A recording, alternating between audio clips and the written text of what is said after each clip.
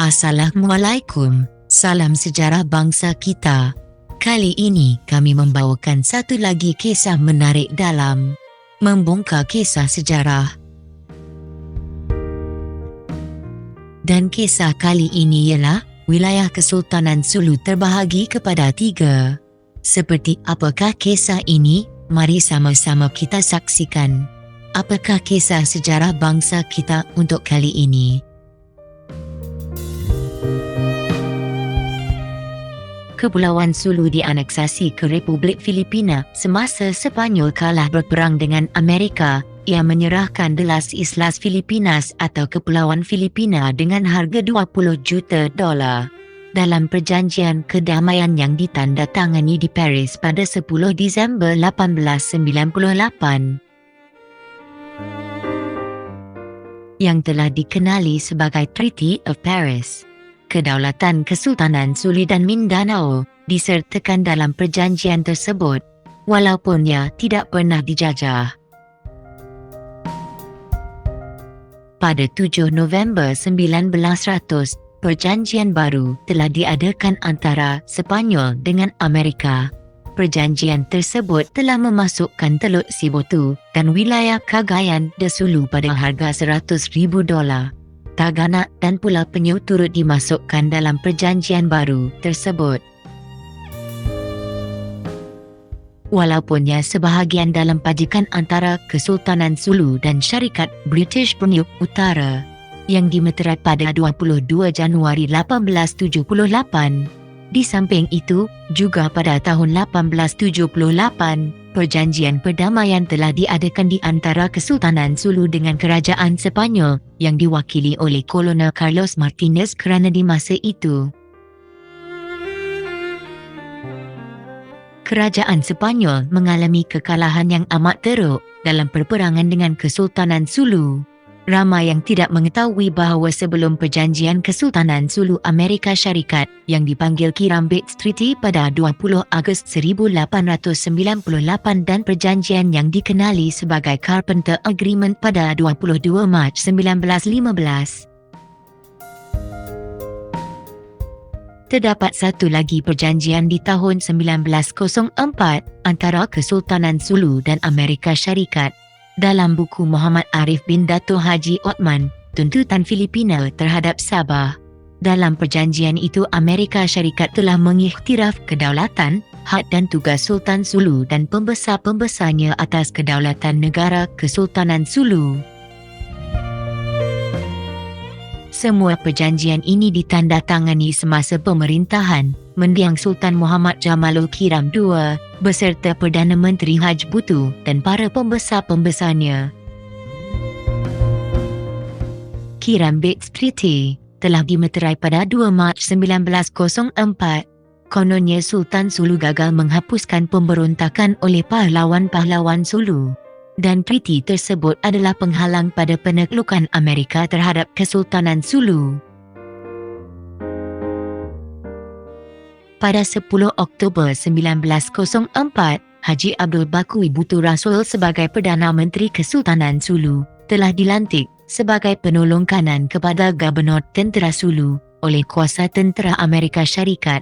Ini bermakna pada tahun 1904, Haji Butu telah mula bersubahat dengan Amerika Syarikat untuk mengambil alih kedaulatan Kesultanan Sulu. Pada tahun 1904 tersebut, Sultan Jamalul Kiram II masih lagi memerintah di Sulu sebelum beliau mangkat pada 7 Jun 1936. Perbuatan Haji Butu bagaikan melompat parti, seperti mana yang berlaku dalam sistem politik hari ini. Bayangkan, sebagai Perdana Menteri 3 kali berturut-turut di bawah pemerintahan 3 Sultan, tiba-tiba menjadi penolong kanan kepada Gubernur Tentera Amerika Syarikat. Apakah yang boleh dikatakan padanya, selain daripada kata-kata yang menyakitkan hati? Pada 20 Jun 1913, pangkatnya dinaikkan kepada Naib Gubernur Wilayah Sulu oleh Gubernur Tentera Wilayah Moro, Mindanao dan Sulu, iaitu Jeneral John Pershing. Maka dari ini, boleh dikatakan bahawa Haji Bhutto tahu akan rancangan tentera Amerika untuk mengadakan pembunuhan beramai-ramai para datu dan rakyat Kesultanan Sulu yang tinggal di Bukit Dahu pada Mac 1906 dan yang tinggal di Bukit Bagsa di Julai 1913 sebab dia telah pun seiring dan bertugas di bawah kerajaan Amerika. Kemudian, Haji Bhutto dilantik sebagai senator oleh Gubernur Jeneral Francis Burton Harrison pada Disember 1915 bagi mewakili persidangan ke-12 wilayah senator di Mindanao dan Sulu. Sejak itu, dia telah dikenali sebagai senator Muslim pertama di Filipina. Ini bermakna, dia telah pun menjadi bangsa Filipina dan rakyat Amerika, bukan lagi bangsa Sulu dan rakyat Kesultanan Sulu. Padahal, kerajaan Kesultanan Sulu ialah negara yang berdaulat dan telah dibuktikan dalam perjanjian Carpenter pada 22 Mac 1915. Draft undang-undang yang disarankan adalah untuk memberi autonomi dan seterusnya kemerdekaan Filipina. Draft undang-undang tersebut mula ditulis pada tahun 1912 oleh Demokrat William Kinson Jones yang pada masa itu sebagai pengerusi Komite Dewan Amerika Syarikat Hal Ehwal Dalam Negara. Draft undang-undang tersebut ialah rancangan untuk memberikan kemerdekaan kepada Filipina pada 4 Julai 1921. Tetapi ia tidak lagi berkembang selepas itu.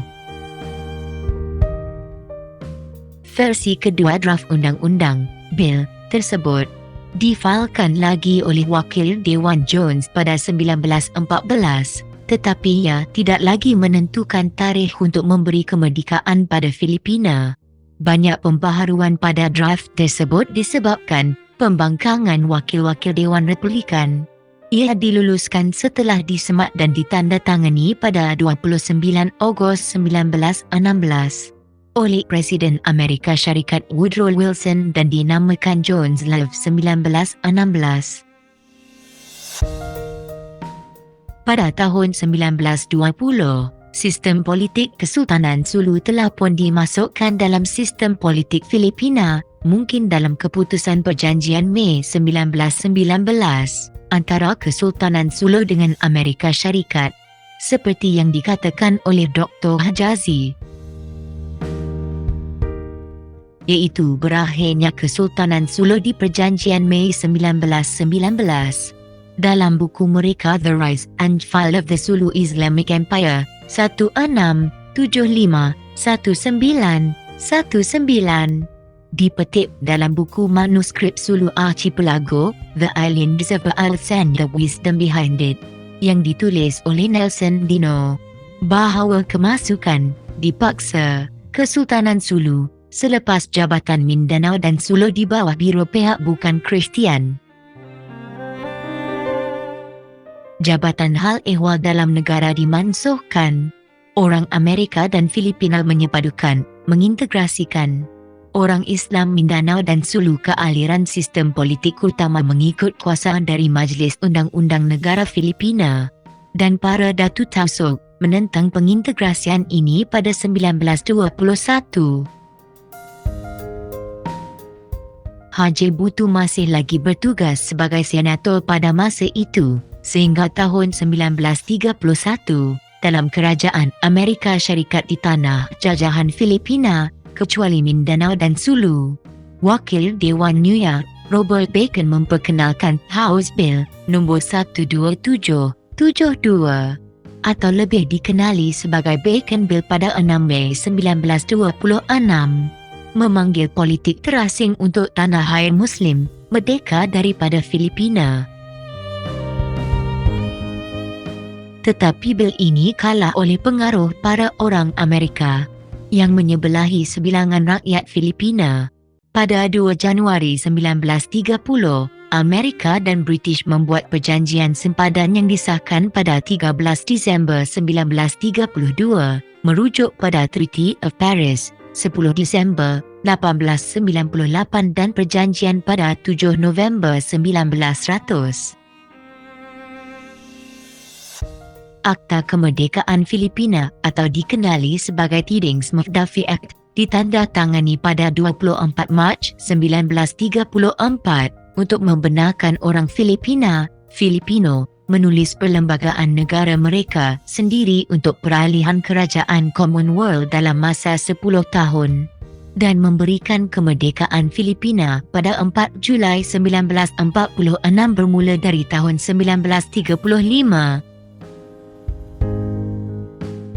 Di tahun 1935, ini juga konvensyen perlembagaan diadakan dengan 3 wakil dari Mindanao dan Sulu dan 2 orang daripada mereka dipilih menjadi wakil ke Perhimpunan Agung National Assembly.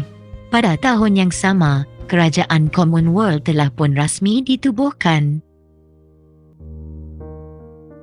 Pada 4 Julai 1946, kemerdekaan Republik Filipina telah pun diisytiharkan. Mindanao dan Sulu telah dianeksasikan sebahagian daripada negara Filipina dan bukti keengganan orang Sulu terhadap penganeksasian ini masih wujud lagi hingga kini. Borneo Utara menyertai Persekutuan Malaysia pada 22 Januari 1878. Kesultanan Sulu, iaitu Sultan Muhammad Jamalul Alam Kiram telah menandatangani surat ikatan pajakan Borneo Utara dengan Gustavus Baron de Overbeck orang Austria dari Hong Kong dan Alfred Dan Esquire dari London yang mewakili syarikat British Borneo Utara.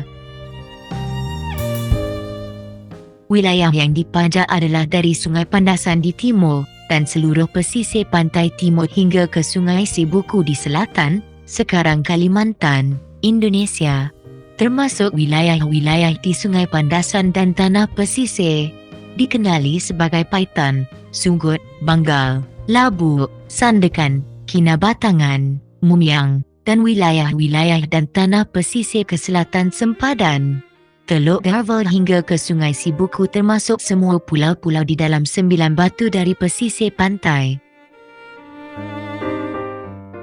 Dalam pajakan tersebut, Gustavus Baron de Overbeck dan Alfred Dan Esquire telah menjanjikan bayaran sebanyak 5,000 Mexican emas dolar setiap tahun dan berjanji tidak akan memindah milik hak dan kuasa kepada negara lain atau syarikat warga negara asing tanpa persetujuan dari Kerajaan Duli Yang Maha Mulia. Dan pada tarikh 22 Januari 1878, ini juga Baginda Sultan yang empunyai kuasa di negeri Sarawak melantik Baron de Overbeck sebagai Raja Sandakan dan Datu Bendahara, seperti mana yang tertulis di dalam buku Asrih Moro, Tausuk dan Kesultanan Sulu. Pada 1849, James Brooke membuat perjanjian dengan Sultan Sulu Jamalul Alam untuk membenarkannya menduduki negeri Sarawak. Dalam buku Muhammad Arif bin Dato' Haji Othman, tuntutan Filipina terhadap Sabah mengatakan, setelah kerajaan British mengisytiharkan protektorat pada 12 Mei 1888 terhadap North Borneo dan Sarawak, James Brooke telah diiktiraf oleh kerajaan British sebagai raja dan pemerintah yang sah bagi negeri Sarawak yang merdeka di bawah naungan Great Britain.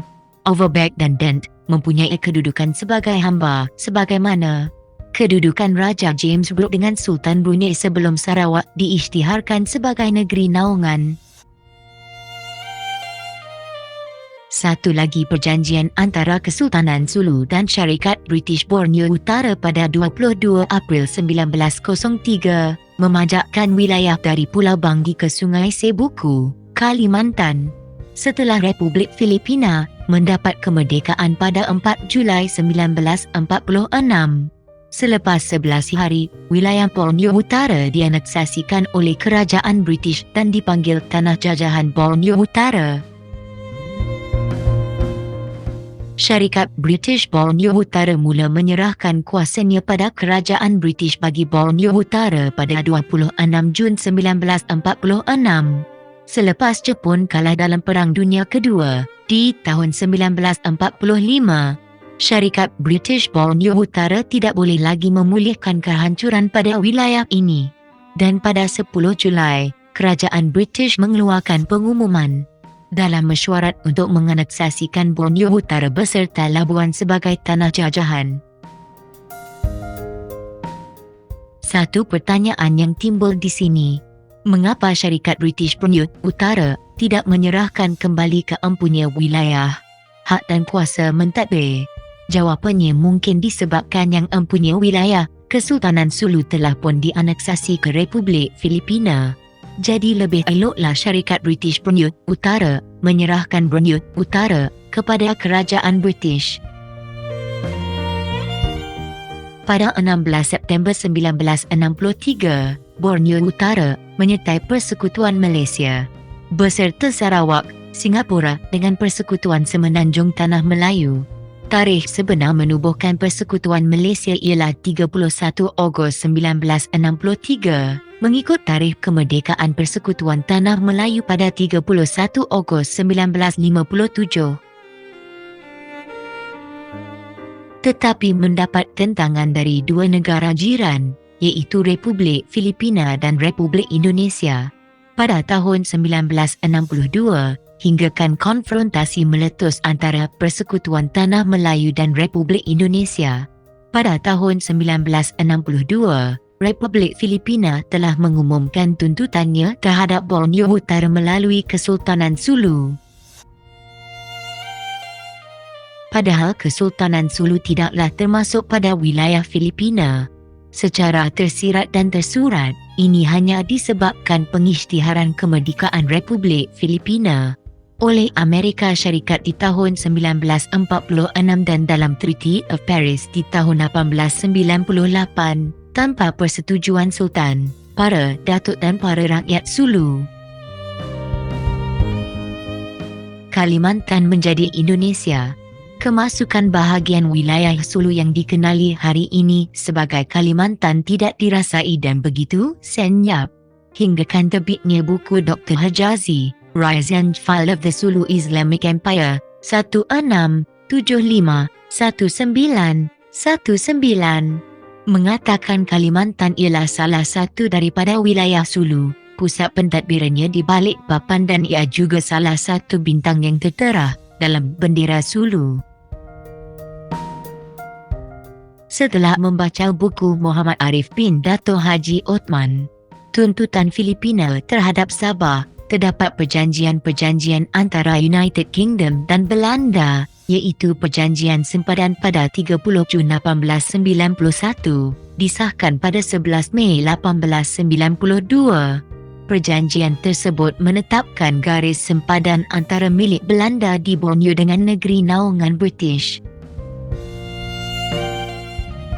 Dan satu lagi perjanjian sempadan pada 28 September 1915 bahawa British tidak boleh mengambil wilayah Borneo yang terdapat di selatan Khatulistiwa, iaitu di Kalimantan, dan menetapkan sebagai negeri naungan Belanda. Setelah wilayah-wilayah dan kepulauan Aceh, Jawa, Sumatera, Makassar, Maluku, Sulawesi, Irian Jaya beserta Timur Leste, Kalimantan dan lain-lain mendapat kemerdekaan dari Kerajaan Belanda pada 17 Ogos 1949 yang dinamakan Republik Indonesia. Bermaksud kedaulatan Kalimantan sekarang ialah di Republik Indonesia. Kesimpulan dan analisis terkini pada 26 Januari 2002, Eric Margolis mengatakan di artikelnya Philippines, Next Target of Bush War, iaitu inilah kali kedua selepas lebih 100 tahun tentera Amerika beraksi menentang Moro Muslim di Sulu dan Mindanao. Setelah Amerika menghalau Sepanyol dari Filipina pada tahun 1901 dan menjadikan kepulauan tersebut, Filipina, sebagai negara taklukan, Kesultanan Sulu dan Mindanao telah menentang dengan berani. Seperti apa yang mereka lakukan terhadap Sepanyol selama 350 tahun, Amerika telah mengetepikan pemberontakan di utara Filipina oleh komunis gerila yang begitu ganas seperti Abu Sayyaf. Nampaknya terorisme dalam istilah Bush hanya merujuk kepada Muslim. Pengisytiharan kemerdekaan Republik Filipina telah memasukkan Kesultanan Sulu pada tahun 1946 dan penyerahan Borneo Utara, Sabah oleh syarikat British Borneo Utara kepada kerajaan British juga pada tahun 1946. Ada sesuatu yang tersirat yang boleh melambangkan bagaimana Kesultanan Sulu dihancurkan. Menggunakan akal fikiran, telah sedia maklum, Kesultanan Sulu tidak pernah dijatuhkan atas nama peperangan hingga kini.